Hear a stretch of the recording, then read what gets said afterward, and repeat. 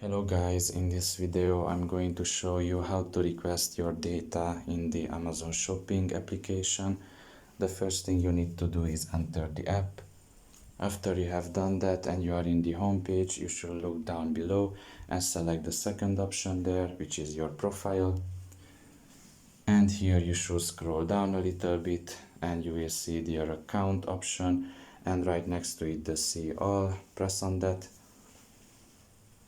And here you should scroll almost all the way down, and under manage your data category you will find the first option there, which is request your data. Press on that. And here you should select the data category that you want to request, for example your orders.